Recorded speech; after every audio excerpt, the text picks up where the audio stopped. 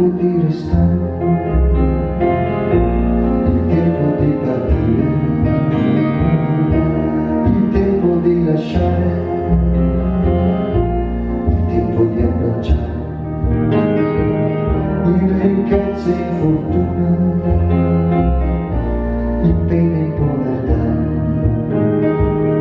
nella gioia e nei dolori,